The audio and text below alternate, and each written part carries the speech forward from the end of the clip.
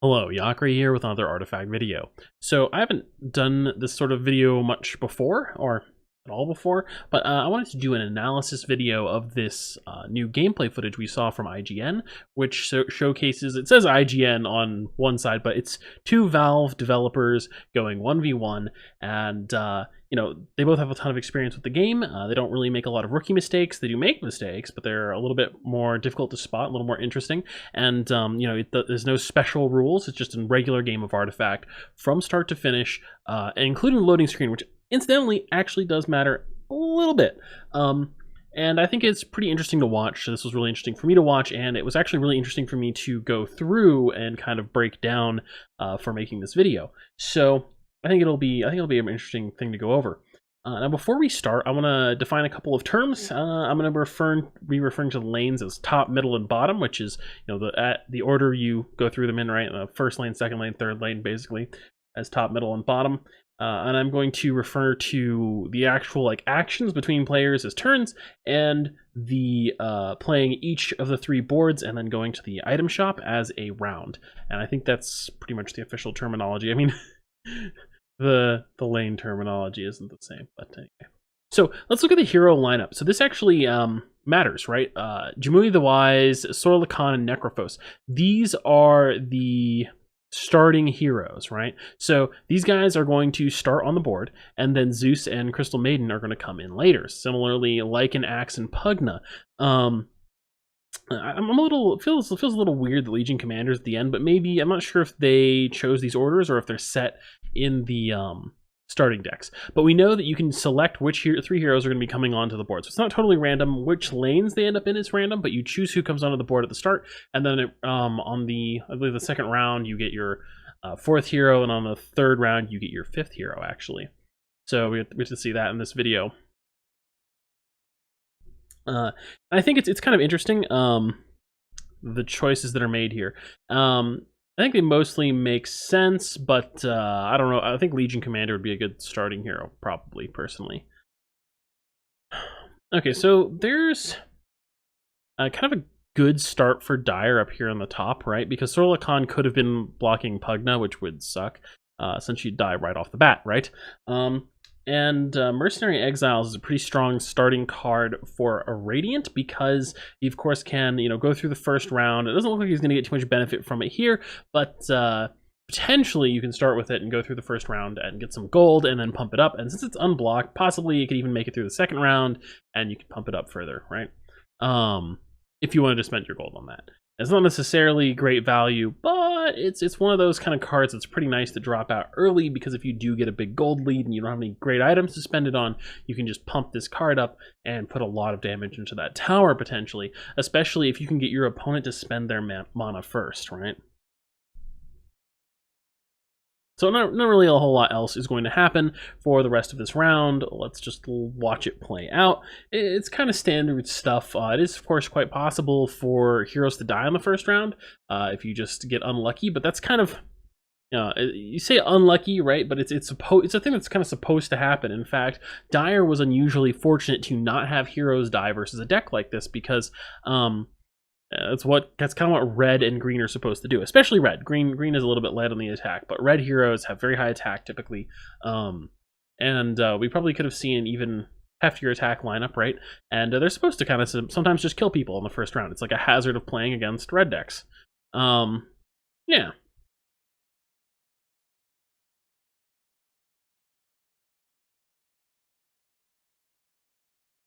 Okay, so not too much is happening here. I would say Radiant as a pretty good hand at the moment. Savage Wolf is a really good card to be able to drop on round 2, and Selemane's Favor is nice to have as well this early on. I think it's in particular kind of a really great card to actually play next round. On the third round, if you play Selemane's Favor from, say, the first lane, you can affect the second or third lane. No, you can affect the middle or bottom lane, and you can use that to play a 7-drop spell, right? Immediately, right? Actually, if you set it up correctly, potentially, Like if you have initiative going into middle lane and you immediately cast Selemane's Favor, now if your opponent casts anything, you're going to have priority again. And you can have priority going into bottom lane, so you can drop like a 7 or 8 cost ability, a spell, against them, and they won't be able to respond to it. Okay, so let's get back to where we are in the game right now. This has been actually a kind of a great round for Radiant so far, I think. Yeah, so it's mostly going to be in the bottom lane where he has the advantage. Middle lane is going the way of Dire, but that's what you get for expending a lot of resources mid. Okay, so he does get rid of Jamui the Wise there, and it's actually a good round for Radiant, but middle lane is being contested pretty hotly. Let's put it that way. It's a better way to put it, right? Now, having Grand Melee is great here for Radiant. And actually, one possible thing he could have done was played Selemane's Favor earlier instead of some of the other cards he played, arguably, like debatable. And then he would have been able to do, well, not more now, but next round he could have played a Selemane's Favor and had a shitload of mana in the bottom lane and won it really hard. It just kind of falls on what I was saying earlier. But Grand Melee is the best play here. I mean, it allows him to kill Necrophos, when Necrophos wouldn't have otherwise died, which is just fantastic. And Axe is going to be surviving in this lane for a long time going forward. He has 3 armor, 2 baseline, and +1 from the other hero. And it's hard to kill Axe. Axe is a tough hero to kill. Giving him Cleave is fantastic. I think it's definitely a better idea than giving Cleave to the top lane, although he does make some mistakes in the bottom lane, in my opinion. Later on that I think we're just didn't make decisions that didn't really make any sense, in my opinion. Okay, so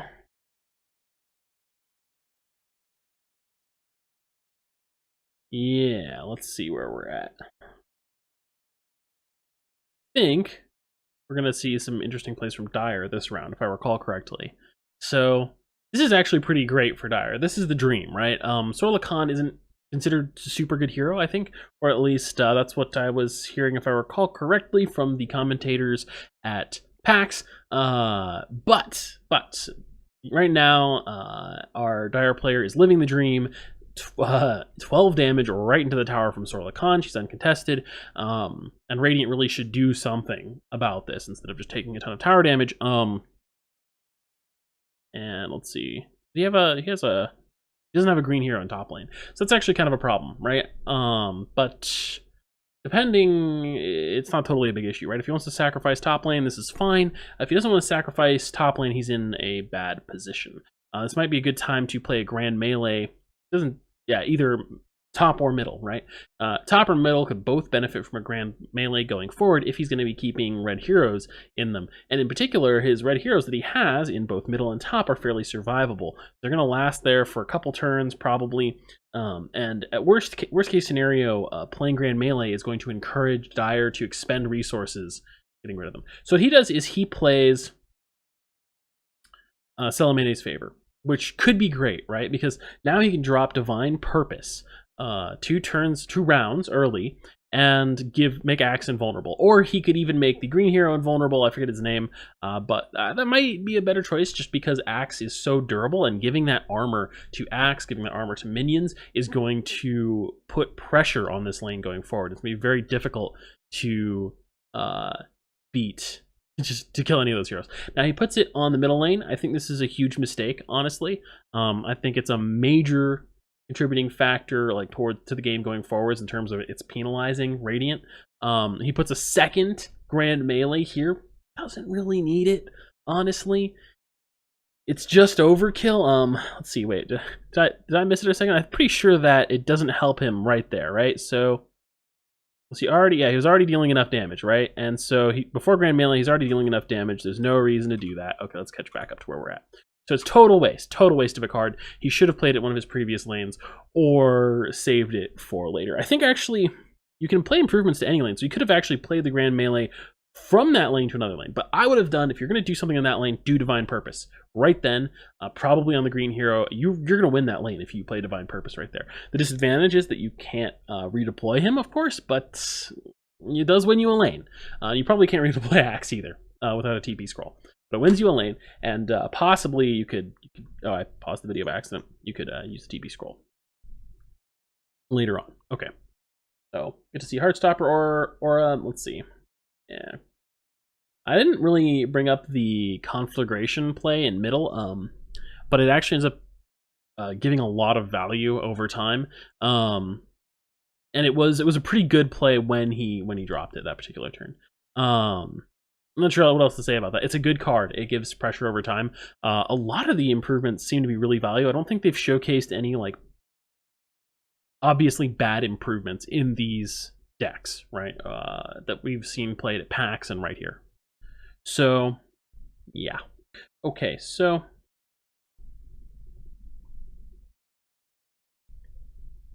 yeah, I don't know what he was doing there. This pay into Mercenary Exiles kind of screws Radiant over. He misclicked, maybe? I don't know. Possibly he was just trying to try and pressure Dire into taking an action, but I really don't think that's worth it. It prevents him from using the ability later, and it just wasted 1 gold for no reason. So I'm not sure I see a reason there. If someone else can clue me into one, I think the only possible reason, right, is that he wanted to just take a nothing turn on purpose to pressure Dire mentally. Not sure it's really helpful in that regard either, honestly. But so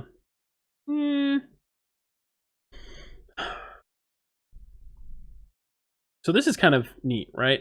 There's a lot of playing and counterplaying, right?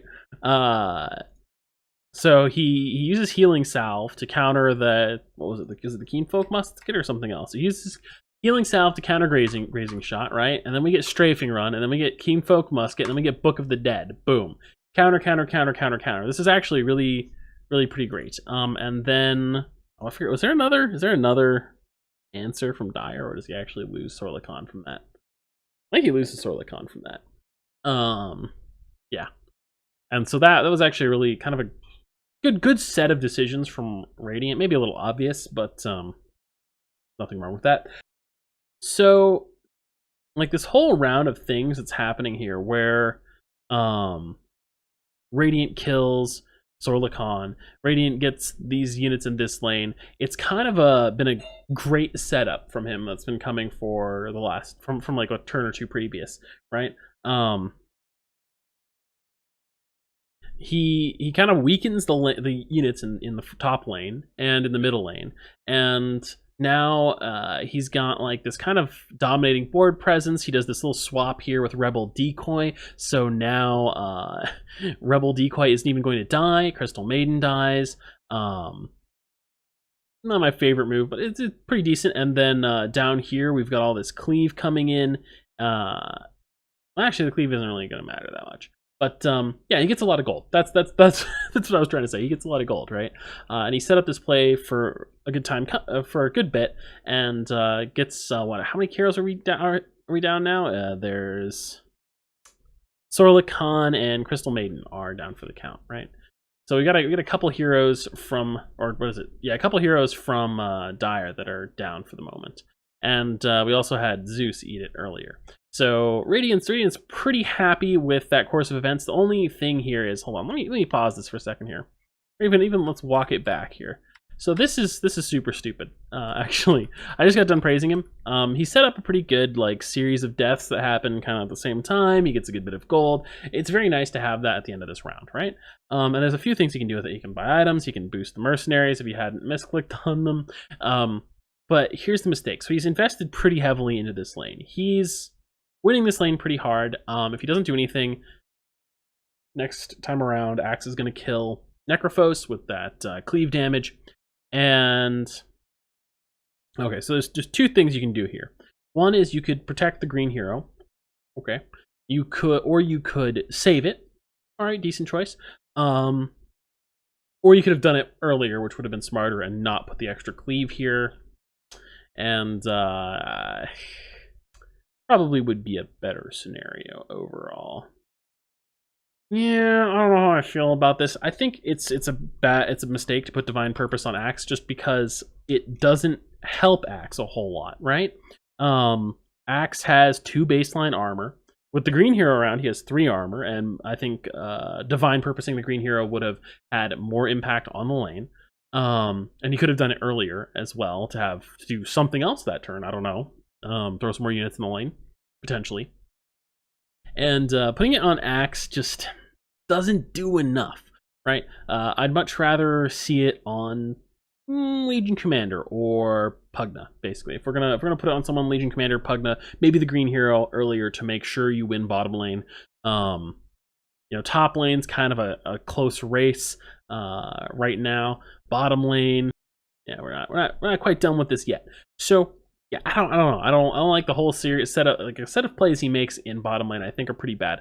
I think there's better uses basically for those cards. Yeah. And he's sort of overcommitting to bottom lane in a way that won't really help him, I don't think.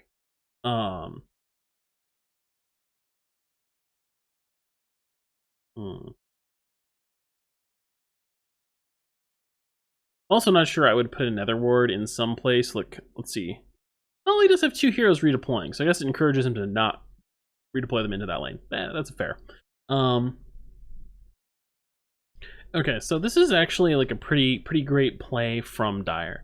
I kind of forgot about this. So Conflagration eventually comes in really handy here. He's gotten hero HPs down on average, right, across these lanes. And now, boom. Thunder God's Wrath takes out 3 heroes. Just fantastic. Really good play there, especially with Zeus in like pretty value position to take advantage of it. And like completely wipes out our Radiant side in middle lane, and oof, that was kind of rough. At this point, I think kind of funny what happens here, but I probably would sack middle lane because it's kind of been toasted roasted, right? He's going to have established a much better presence in middle lane by the time you get back to it. Bottom lane, on the other hand, in bottom lane, right, Radiant has a pretty good position. And in top lane, Radiant has a very good position. I mean, it's kind of good for both of them, right? But top lane also, Radiant's tower is a little more fucked. So it's a great place to, you know, invest a lot of effort in protecting that lane and making sure that you don't lose the tower there and lose the game. This is kind of a nice play, just shooting back to the first lane, getting that extra unit kill, not just for, you know, like action economy and mana, but because you get gold right before you go to the buy step. Okay, so yeah, not too bad, not too bad. This is kind of like an interesting decision, I think. He does not abandon middle lane, if I'm remembering correctly. He sticks his green hero in middle lane, ensuring that he can't do fuck all top lane. Yeah. So, on the other hand, Dire splits his forces. He knows that losing top lane right now would be just absolutely unacceptable, basically. And if Radiant had deployed a hero top, it probably would have been pretty bad for Dire. Or if Radiant had deployed, I said that right. If Radiant deployed a hero top, it would have been pretty bad for Dire. Because then he could, you know, actually do something like, for example, Prowler Vanguard's not super great here, but if you could get Savage Wolf in an unblocked square, right? That's pretty good. If you can drop Prowler Vanguard potentially, block some damage, or even just drop Prowler Vanguard like to the right of the Bronze Legionnaire. A pretty good position. If you have Savage Wolf in there as well, you can potentially try and like get some extra armor benefit. Okay. So he doesn't do anything because he can't do anything, and top lane, which he was like this close to winning, is fucked now. And this isn't going to help him a whole lot middle, right? So he puts this on, all right, whatever, he's going to kill a creep and block a creep. It's a little bit nice because he's got the siege ladders, but it's not the best thing ever. The Smeevil Blacksmith is pretty decent as far as plays go. Blocking Zorla Khan is nice. She does a crap ton of damage. Like a crap ton of damage. I will say, let's wrap this back a little bit. I will say, let me see. 20 damage. So, Dire was dangerously close to lethal damage, so perhaps really the correct choice here is to not lose multiple heroes simultaneously to Thunder God's Wrath before you can do anything about it. That to stop that, he would have had to think pretty far ahead, though, anticipating Thunder God's Wrath. In some ways, there's an excuse there because that's like, well, he might have had it. Okay, there's only so much you can do that far ahead without just having other problems. All right, that's reasonable. But the duel he did with Pugna actually is what got Pugna killed, if I remember correctly, because Pugna would have had like 6 health otherwise, and that's just not great. And then if he didn't lose initiative there, I think he had cards he could have played, right? He could have done nothing else, put himself in a better position mid, so he wouldn't need to deploy a hero there the next round. So not sure it's worth it. I'm not sure it's worth it to actually, risk something around turn 7 because you do have to make plays with those things in mind, right? Like it's like in Magic the Gathering, when someone could have Wrath of God this turn, you don't like dump a bunch of extra creatures onto the board the turn that someone might be playing Wrath of God. You wait and you either try and bait out a potential Wrath of God if you think they have it, or you wait for a counter to it, right? Some sort of solution. Wrath of God. Yeah, it kind of gets played there too. Like burn some resources, which Dire has a nice counter to, so kind of rough. Okay. Oh, I almost forgot, so I'm winding this back a little bit. This Berserker's Call is fucking... Is it terrible? I think it's terrible, right? Because he doesn't kill Necrophos, right? So that's a key thing. He doesn't kill Necrophos. And he gets baited into calling here to try and kill Necrophos a turn faster, right? And where he could have potentially used a huge Berserker's Call is in middle lane. Yeah. Oh, I don't like it. I don't like it. Like it's a little debatable, but basically like he's gonna deploy hero, red hero. He's got 2 red heroes coming back next turn, right? So he's gonna deploy one to the top lane and one to the middle lane, right? And both deploys have the potential for either a 2 hero call top lane, right? Or a 3 minion or like some mix of minions and heroes call. If the hero deploys directly to the right of his green hero, it'll miss. It won't get as much value, but he can get just an enormous amount of value out of that call in either the top or middle lane. And he can't get as much out of it in bottom lane. I don't think he gets 1 creep out of it, and he thinks like, all right, well now I'll kill Necrophos even if he steam cannons my creep. But here's the thing: he could have baited that steam cannon shot out first for one. It hadn't happened yet. You never know. You should really just put that onus on Dire. What do you want to do with the steam cannon? Right? Maybe Dire fucks up and goes top. You got shoots some unit top, right? You want to leave him that rope to hang himself with, and then he uses it to maybe kill Necrophos a turn faster. And the thing is that there are solutions. There's the Fountain Potion, like Dire actually used, but there's also Healing Potion, which I think might have saved him. Only 4 HP back? Maybe it wouldn't have. There are items. Why would he actually use the Stone Cloak? Well, whatever. Anyway, this is a lot of things he could have had. He could have had a coup de grace, killed Axe straight up, and been waiting for that to come, like Berserker's Call to come out. Now, if Berserker's Call had actually killed Necrophos, it's 100%, 110% even worth it. Super, super good. But since it doesn't kill Necrophos, he could have gotten more value out of it on one of the other 2 lanes, and it doesn't really help him here in a significant way. And perhaps even playing Mercenary Exiles would have been a better option, right? So you could have done that. You could have played Mercenary Exiles and gotten some blocking in, and maybe it would have been a better choice. So yeah, okay, let's cut back to where we're at now. I guess I waited until where we're at now. So in the hero deploy step, right? All right, I can't complain too much about his hero deployment choices. I will say that Legion Commander and Pugna get him similar value on the top and bottom lanes, or the top and middle lanes. But Pugna's activated ability would have been useful middle, and it's not useful top, right? He would have had an opportunity to destroy a siege ladder or a conflagration. Destroying any of those would have been incredibly useful.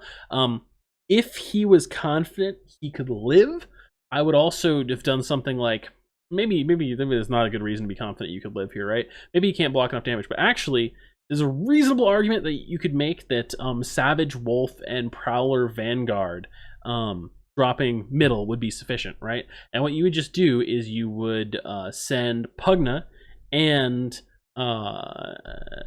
Legion Commander bottom, or Pugna bottom and Legion Commander top, maybe. The way you do then is you'd have Pugna destroy the steam cannon there. Steam cannon gives huge amount of value every turn it's on the board. Even preventing one steam cannon shot would be worth it, really. Okay, so I think that's a pretty good use of Pugna right there, potentially. And again, if he had that Berserker's Call, he could have done something like done a Berserker's Call top, right? Cleared out some units there, possibly gotten more damage on the tower, probably killed the tower faster. And deploying another red hero bottom, which he does not do, would have allowed him to kill bottom faster as well. So if he has Pugna bottom, he can probably get rid of that steam cannon and he can get through bottom faster. And if he just keeps the call, sending that hero there offsets the value of not using call to get rid of the one creep, or maybe kill Necrophos a turn faster. And yeah, then you can destroy the improvement and you can still get value top. So what you gonna do, right? What you gonna... Oh, it's Dire's turn.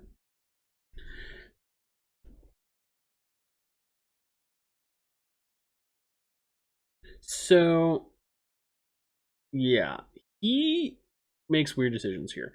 I probably would have at least dropped Prowler Vanguard, and I believe he does not do it.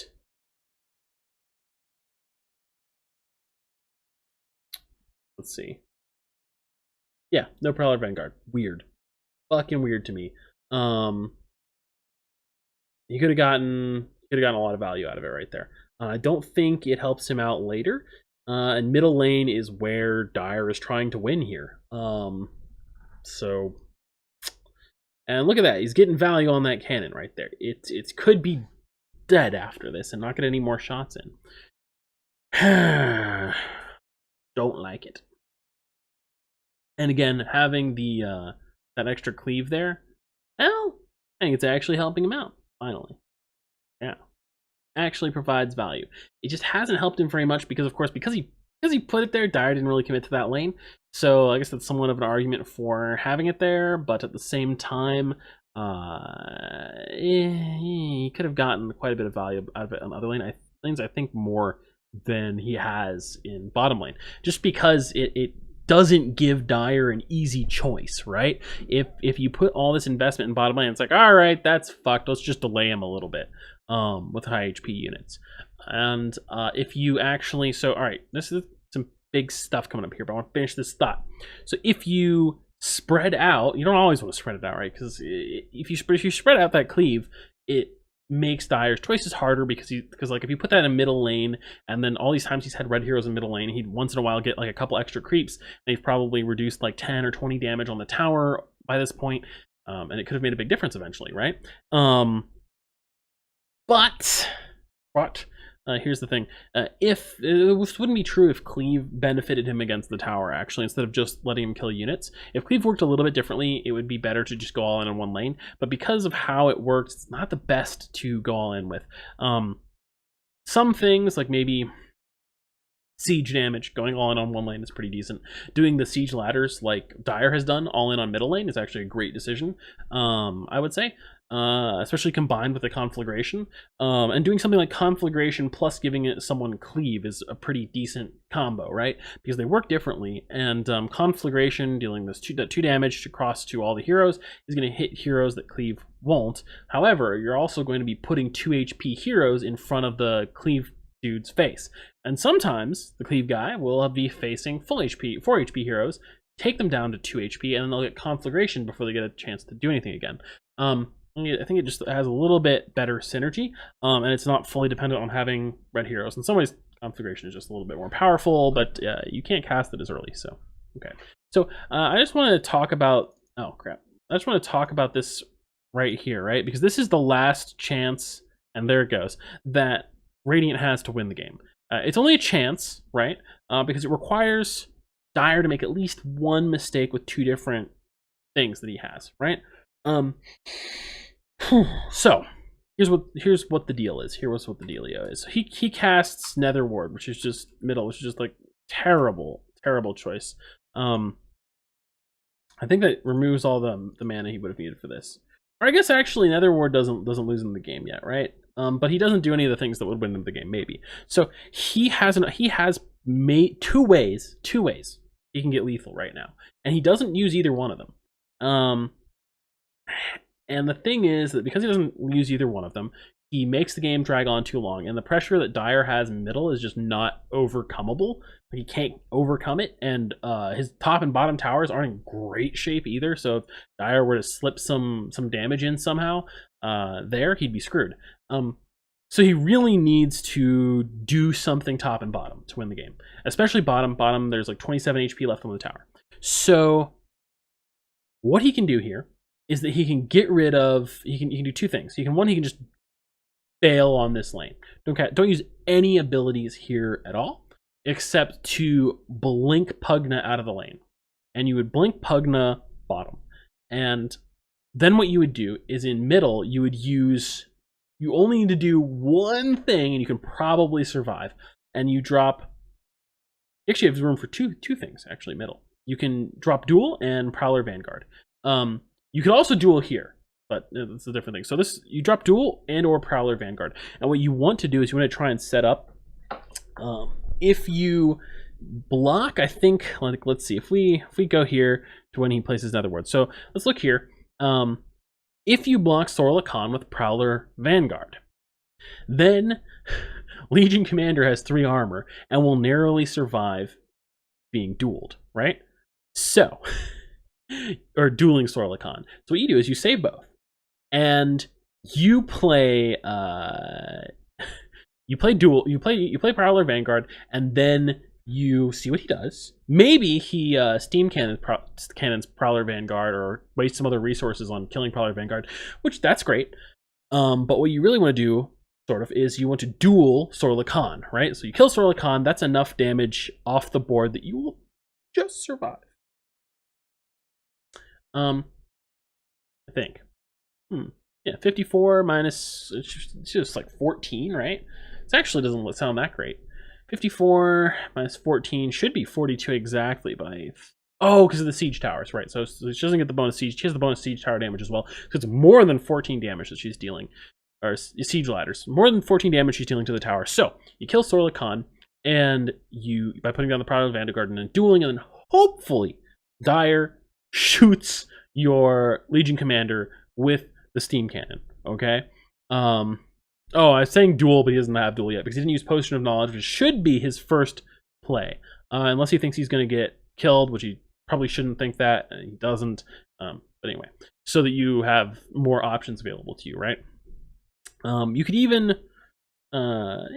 could you do something else weird with it? Well, you can even just try and hope that he steam cannons the green guy, put a Traveler's Cloak on Legion Commander, make sure she doesn't die, and be really safe from siege damage. I'm pretty sure like the siege damage that Sorla Khan is doing is so high that even if you unblock the minion, you're okay. Huh. Or you could just go ahead and duel someone else, or with someone else, like the green hero. Well, you need to bait out the Siege Cannon. Maybe what you really do is you just place Prowler Vanguard there, you see what happens, and you hope that he shoots the green hero, because he doesn't have a Siege Cannon yet, but instantly he plays one. You basically hope that Siege Cannon, or whatever else he has in his hand, is not going to be able to stop you in the bottom lane. Or you can try and get him to make a response in this lane. Okay, and you have 2 cards to do it. It's going to be Duel and Prowler Vanguard. And it's possible, because if he plays the Siege Cannon and shoots something in this lane, he's fucked, and you win.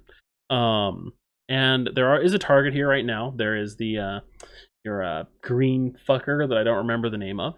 And you could potentially turn Legion Commander into a target, and I think you just barely don't die. Barely. Placement of heroes is kind of unfortunate, because you might actually need to just duel her, drop Prowler Vanguard, Legion Commander is dead, hope he shoots the green hero for some fucking reason just to get rid of him, or Prowler Vanguard. That might be the way to go. Anyhow, it's possible. It's possible you don't die. And what you can do, here's the other thing, is what you can do is you can still play other cards, right? You can still play Bronze Legionnaire. You can play Mercenary Exile. You can play Savage Wolf. If it doesn't work out as you want in middle lane, and you just need to keep yourself alive for one more turn and like pray you get something good. He doesn't, but you have that option open to you, so you're not closing that door yet. Yeah, you're not closing that door yet. Let me restart this video. And what you do is in the third lane, you draw Bronze Legionnaire, Mercenary Exile, Savage Wolf, plus Pugna, plus the Blink Dagger on Pugna is going to be 29 damage, right? It's going to be 29 damage, just barely. And, yeah, just barely 29 damage, which is going to allow you to win the game. Because it's 27 damage on the HP on the tower, and then you roll back around to top lane, and you hope you get 2 okay draws. Just in anything in draws or in items that's going to give you 4 more damage on this tower, which there's a pretty good chance you'll get, and then you win the game. Or the other way is you can actually just go full all in. Full all in is you win this turn, which is you duel Crystal Maiden with Pugna, and Pugna will still have a solid amount of HP. He'll have 9 HP left after doing that. And then you blink Pugna bottom, and in middle lane, you drop the Prowler Vanguard in front of Sorla Khan, right? Which is a safer play. And exact same thing, except you win when you get to bottom lane. But there's less reason for Dire to play Steam Cannon, and there's also more potential for Dire, or to actually activate Steam Cannon, not just to not play it. There's more potential for Dire to, that's what I'm looking for here. There's more potential for Dire to actually blow up Prowler Vanguard. And then you have to do the same thing where you play another card, right? And you're fucked, probably. Because you're going to roll back around to mid, and you're probably not going to get good enough cards to survive that, okay? So, and he's got 2 heroes coming down next turn. So if you don't win this turn, you're pretty much boned. So I would probably do the, like, let's win right now play. Because he could just dump both his heroes in the top lane if you do a little safer play, expecting that to be a problem. And, it's not great. So I'd probably go all in and hope he does something like, he shot the Steam Cannon there, but there's a possibility that he might not consider the next lane enough and shoot our green dude here, which would not be enough bang for your buck to actually kill the player. Quite, not quite. And we'd still have the Prowler Vanguard, which is harder to kill here, and Sorla Khan would still be alive and whatnot. And your Legion Commander stays alive. And then everything fights, and next time you get to mid lane, you've lost, but you deal 29 damage on the next lane, you win the game. So that's the play. That's the play. And the other thing to do would be to go way back in time. Way back. And not do some of those early plays I was criticizing. He could have really used cleave damage here. He could have really used cleave damage in the top lane. Middle lane ends up being like a little bit too... It looks pretty good, right? But he's fucked. And the reason I know he's fucked in advance, and he should know he's fucked, is this guy's got 2 heroes coming back down. He's not 100% fucked, actually. But the thing is that with the way he's played it so safe that he's not going to win next turn either, right? He's not going to win this turn. And he's probably not going to win in this lane next turn, because look, he's got the Siege Cannon here that was already there. Boom, that thing's gone. okay. He's gonna, even if that thing wasn't gone right now, when the next round rolls around and Dire gets to middle lane, he's still got that siege cannon. He's got 3 siege ladders, and he's got conflagration. So Radiant's position in middle looks okay, but it's going to turn to shit when he gets there. And Dire can put Necrophos in mid, which I think he does. He goes all in mid. That's right. Like, I don't give a fuck about losing top anymore because I'm going to win this round. But if he was going to split his forces, if you gave him more trouble, he would probably put Necrophos mid still. He only really needs Necrophos mid. He doesn't really need Zeus mid. And go back top. Necrophos has the Heartstopper aura. You've got the Conflagration. You've got the Steam Cannon. You have so many tools. He has so many tools in mid already. So Radiant is super fucked at this point. And he's gone overkill in this lane, right? There's too much shit. It's way more than he needs. Even... No, not even with spending out on whatchamacallit.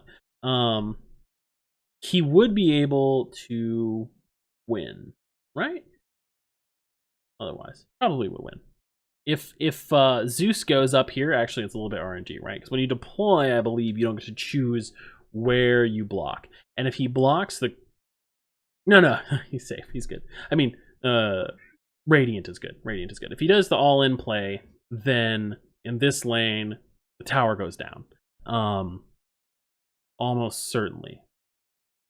If you had both heroes top, then the tower would not go down, and he would have to do something middle. But middle might be okay with the number of heroes thrown in. Yeah, there's that possibility. Yeah, I would do that. That's why I do the all-in play where you win the previous round. Because the more rounds that you give your opponent to do stuff, to get more cards, to think, to take actions at all, the worse your odds of winning are, basically. Once you have the ability to win the game at all. This is my general philosophy. You don't want to just kind of cement your victory and win more. If you see like any shred of hope for just slaughtering them, do it. Obviously, that's not quite literally true. There's the possibility that there is the possibility that you will be in a situation where the odds of victory are terrible. It's like a super huge gamble, and then you shouldn't do it. But like, I would say that he probably had like 60-40 odds last round of winning the game right there. He had some opportunities to bait his opponent, a little bit in his hands, a little bit in the hands of his opponent's skill at that point, and he didn't take it, and he just totally shot away any chance at winning. Instead of some chance of winning, he had no chance of winning, doing things the way he did. And then to, of course, secure the game. And keep in mind, I feel like I need to point this out for the people out there who feel like this is RNG. He could have drawn better cards or something. This is 100% on Radiant's decisions. I think with those early game opportunities he had opportunities to surprise Dire with a unexpected early Divine Favor. Right? He used Divine Favor late, and he used it in a poor position, in my opinion. And he overdid it with his what's that called, Grand Melees, and he wasted, I think, Berserker's Call, because he had 2 hero or 3 creep call opportunities and used it on a 1 creep call, basically, in terms of the kills he could have gotten. 1 creep call that maybe would have led to the hero dying, but of course, I try to pause that. Dire actually got to respond to it, and he had a response, of which there are a lot of options, and it didn't work out for Radiant. So yeah, I think definitely the better player won. The person who made better plays in this game won, and very little of it was really down to RNG. It's just that Radiant didn't manage his risks correctly. I think that's kind of the takeaway I've got for you here. So thank you all for watching. And if you like this content, you want to see more like it, please be sure to like, comment, and subscribe. Yakari out.